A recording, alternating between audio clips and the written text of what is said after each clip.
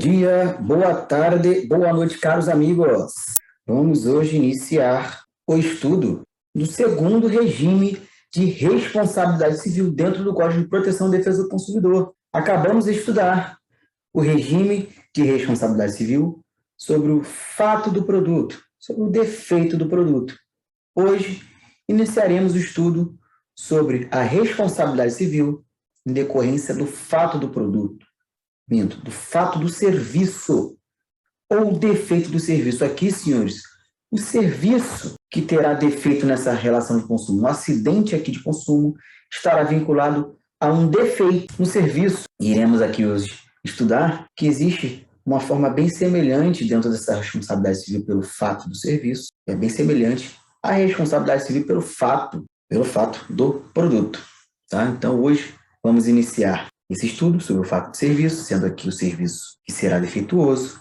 E, nesse sentido, vamos compartilhar a nossa tela para iniciarmos o primeiro tópico desta aula de hoje, senhores. Vamos lá? Primeiro tópico, responsabilidade civil pelo fato do serviço. Bom, iremos estudar agora o segundo regime de responsabilidade civil, que é a responsabilidade civil pelo fato do serviço. Agora, o que irá causar dano ao consumidor, senhores, é o serviço. O serviço também pode ser defeituoso.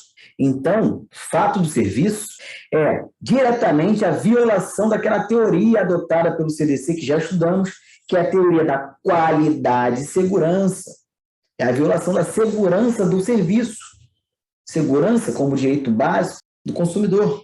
Já estudamos anteriormente essa teoria, quando tratamos da responsabilidade civil no CDC, quando a gente introduziu a responsabilidade civil aqui como curso, como aula, responsabilidade civil dentro do CDC. O fato do serviço, senhores, estará sempre ligado a defeito no serviço por violação da segurança. Tá? Isso aqui ficou muito claro. Que causa um dano direto ao consumidor. Então, há uma prestação de serviço, há a violação da teoria da qualidade e segurança, essa violação viola a segurança, gerando um dano direto ao consumidor. Então, aqui iremos usar os mesmos pressupostos, tá? Os mesmos pressupostos de responsabilidade, ou seja, conduta, nexo de causalidade, ou seja, não é conduta culposa, conduta na ação ou omissão, perfeito? Nexo de causalidade, dano, defeito, as mesmas teorias da responsabilidade civil pelo fato do produto, os mesmos elementos, causas excludentes de responsabilidade, como estudamos no regime de responsabilidade civil pelo fato do produto. Temos aqui também a presença de uma responsabilidade objetiva, ou seja, não se discute culpa na conduta, somente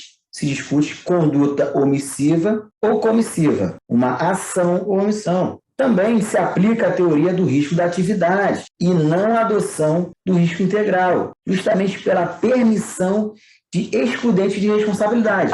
Quando há o risco integral, senhores, havendo o defeito no serviço, dando exemplo, risco ambiental, dano ambiental, senhores, havendo um vício no serviço que gera um dano ambiental, não há possibilidade de excludente de responsabilidade. Então, quem deu causa a esse vício gerando um dano ambiental não tem como ser eximido da responsabilidade. Risco integral. O CDC, dentro do regime de responsabilidade civil pelo fato do produto e fato do serviço, adota o risco da atividade. Quer dizer o quê? Que ele permite excludente de responsabilidade. Aqui, nos casos dos fornecedores, todos que participarem da cadeia de serviço serão responsabilizados de forma solidária, tá? Então, há uma diferença aqui. Dentro da responsabilidade civil pelo fato do produto, o legislador quis dar ênfase à relação contratual existente entre fabricante e consumidor, entre importador e consumidor, entre construtor e consumidor e produtor e consumidor. Então, ele dá nome aos bois, no artigo 12. Ele dá nome ao fabricante que ele quer responsabilizar pelo fato do produto. Já na responsabilidade civil pelo fato do serviço, elencada no artigo 14, que iremos estudar hoje, e vamos lê-lo, o legislador quis dar uma amplitude nessa responsabilidade, quis responsabilizar todos os fornecedores, de forma geral. Tá? A responsabilidade aqui é decorrente da lei. Então, a lei dá uma amplitude. Ele aqui não quer dar ênfase ao contrato direto entre fornecedor e consumidor. Aqui ele quer responsabilizar todos os fornecedores que participarem, porventura, dessa relação de consumo. Então, a responsabilidade aqui é solidária de todos os fornecedores que participarem dessa relação de consumo. Perfeito, senhores? Compreenderam a diferença aqui? Então, vamos iniciar o segundo tópico desta aula. E o segundo regime de responsabilidade civil, que é a responsabilidade civil pelo fato do serviço, está elencado no artigo 14 do Código de Proteção e Defesa do Consumidor. E agora eu vou pedir uma gentileza para os senhores pegarem o código, a lei consumerista, a lei 8.078 de 90, seu Vademecum, e abram, por gentileza, no artigo 14 para a gente ler junto. Me acompanhe. Artigo 14. O fornecedor de serviços responde, independentemente da existência de culpa, responsabilidade objetiva, não se ofere culpa na conduta, pela reparação dos danos causados aos consumidores por defeito, violação da teoria da qualidade, segurança, defeito, relativos à prestação dos serviços, bem como por informações insuficientes, princípio e direito básico à informação, ou seja, informações insuficientes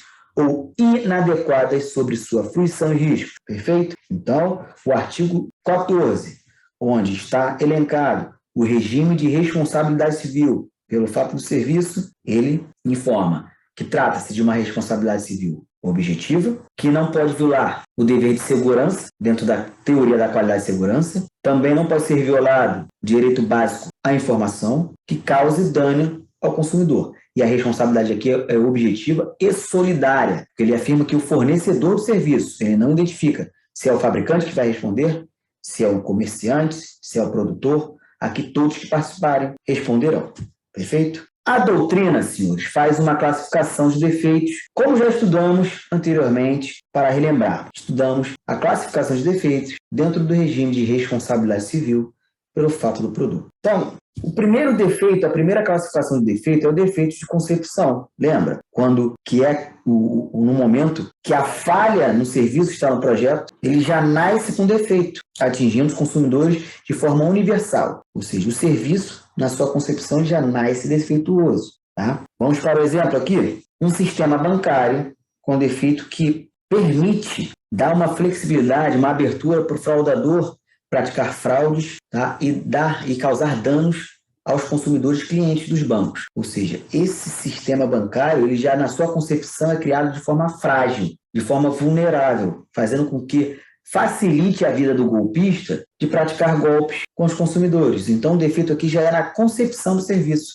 Ele já é posto no mercado de consumo de forma fragilizada, de forma vulnerável, fazendo com que o golpista tenha facilidade para praticar golpes, causando danos aos consumidores. Perfeito? Já, senhores, a segunda espécie de defeito é o defeito de prestação de serviço, onde esse defeito somente se manifesta no momento em que o serviço é prestado. Só ali que dá para identificar, né? No momento da prestação de serviço, tá? Atingindo apenas determinados consumidores, ou seja, obviamente, os tomadores dos serviços, os destinatários desse serviço. Então, vamos para o exemplo. Enfermeira que aplica vacina errada no consumidor. Houve já nessa pandemia essa situação. Então, na prestação de serviço de vacinação, ela aplica nos consumidores uma vacina equivocada. Então, aqui o defeito é justamente na prestação de serviço, tá? Dando esse exemplo para a gente entender do que se trata essa classificação de defeito. Então, já a terceira espécie de defeito é o defeito de informação. Tá? O defeito de informação, além de ser classificado como defeito, é um direito básico e um princípio consumerista. Informação, além de ser classificado como defeito, ele é um princípio e um direito básico na relação de consumo. Aqui, o serviço não tem defeito, tá? Ele é praticado de forma dentro da legalidade, não tem defeito, a princípio. Mas a falha está na informação e não no serviço em si. A falha está na informação, não no serviço em si. Ele se torna defeituoso pela falta de informação. Perfeito? Exemplo, piscina que não traga a informação correta na sua profundidade. Ela é construída, mas não tem a informação correta sobre a profundidade, então você que não sabe nadar, acha que a piscina é rasa, não tem a informação, ou a informação é equivocada, no momento que você vai mergulhar na piscina, você não fica com o rosto para cima, não dá pé, né? ela é mais profunda, justamente por ausência dessa informação de profundidade. Aqui tem 1,80 m de profundidade e eu tenho 1,70 m, com certeza a minha cabeça vai ficar debaixo d'água. Então, quem não sabe nadar, não tem essa informação, aqui há um defeito. Informação que só dá para ser constatado depois da construção da piscina. Não é o serviço que está defeituoso, e sim a informação. A piscina está construída de forma correta, mas a falha aqui é justamente na informação. Perfeito, senhores? Entrando no terceiro e último tópico desta aula, o artigo 14, parágrafo 1º do Código de Proteção e Defesa do Consumidor, ali estão inseridas as modalidades de defeito. Tá? Então, basta fazer uma breve leitura para a gente entender as modalidades de defeito. O serviço, então vamos ler aqui o artigo 14, parágrafo 1º. O serviço é defeituoso quando não fornece a segurança que o consumidor dele pode esperar, levando-se em consideração as circunstâncias relevantes, entre as quais o modo do seu fornecimento, o resultado e os riscos que razoavelmente dele se esperam e a época em que foi fornecido. Senhores, aqui são as modalidades de defeito que a gente basta ter essa breve leitura para compreender. Tá?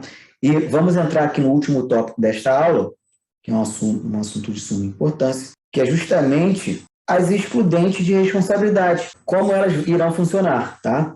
Elas estão elencadas no artigo 14, parágrafo 3º do CDC, quando o fornecedor poderá não responder, não ser responsabilizado pelo regime de responsabilidade civil pelo fato do serviço. Quais seriam as hipóteses, senhores? Aqui a gente somente terá 2 hipóteses. Já no fato do produto temos 3, além do fortuito e da força maior. Aqui o legislador nos deu somente 2 hipóteses. Vamos ler o parágrafo 3º do artigo 14. Vamos lá. Artigo 14. Parágrafo 3º. O fornecedor de serviços só não será responsabilizado quando provar. Então, aqui a inversão é op lege, senhores. Quem deve provar essa situação é o fornecedor. Inversão op lege. A lei determina que o fornecedor deva provar essa situação para se eximir de responsabilidade. Inciso 1º. Que, tendo prestado serviço, o defeito inexiste. Defeito, senhores, é pressuposto. Lembra?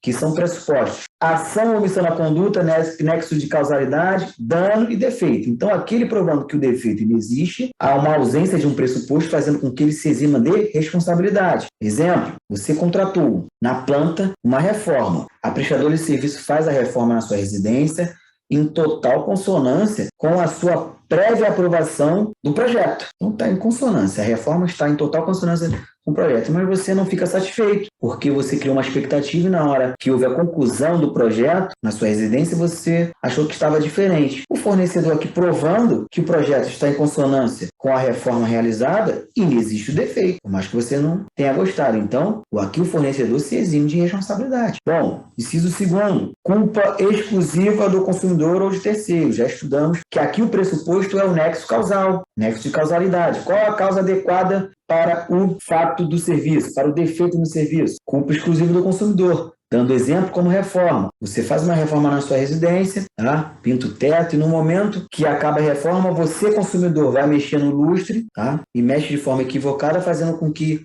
estrague a pintura do teto no momento que você for mexer. Tá? Então, quem deu causa ao defeito na pintura no teto por pretender mexer sem ser apto para tanto, foi você, consumidor, tomador da obra. Então, fato exclusivo do consumidor. Bate a um rompimento do nexo causal, o nexo causal se torna ausente como pressuposto de responsabilidade, e o fornecedor aqui se exime de responsabilidade. Fato de terceiro: você faz uma reforma, pinta a sua casa, mas na hora de contratar a mobília, os prepostos dessa empresa, quando entram com o sofá, arranham a parede. E você pretende responsabilizar a prestadora de serviço da reforma. Bom, fato exclusivo de terceiro. Quem arranhou a sua parede foi um preposto da loja de imóveis. Não tem nada a ver com essa situação. Então, aqui, rompimento do nexo causal, fato exclusivo de terceiro.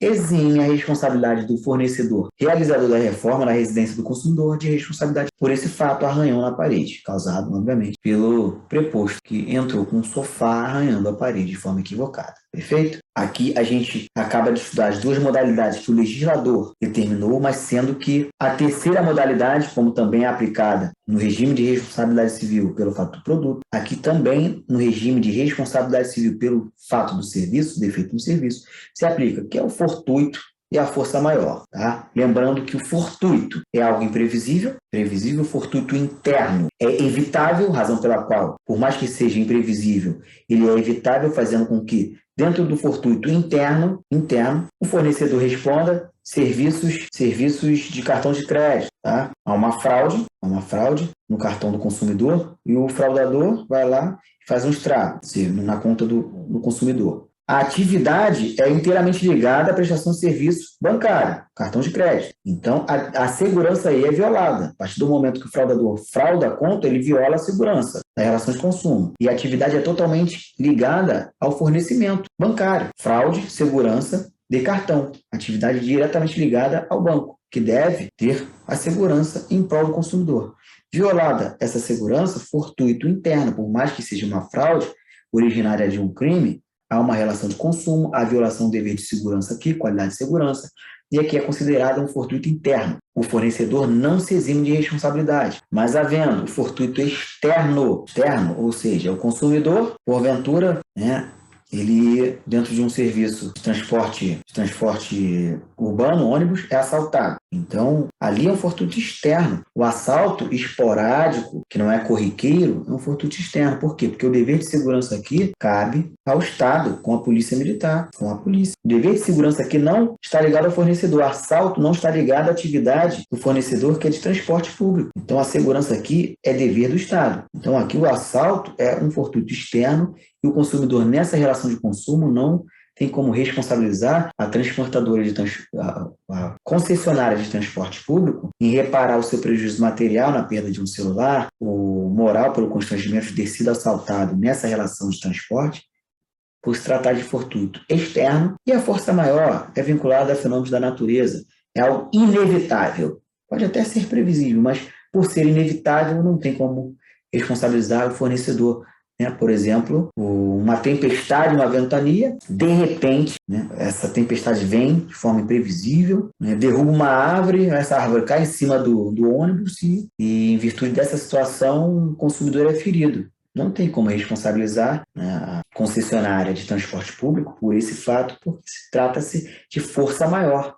Tempestade que fez com que a árvore caísse é a causa adequada, força maior, e sendo algo inevitável aqui, tá? Eximindo, obviamente, a responsabilidade civil pelo regime de responsabilidade civil pelo fato do serviço. Tá? Não podemos esquecer também que a doutrina vem avançando em entender que, se tratando de reincidência de fortuito interno e fortuito externo, reincidência de fortuito externo, ele passa a ser um fortuito interno. Ele deixa de ser um fortuito externo para ser considerado um fortuito interno.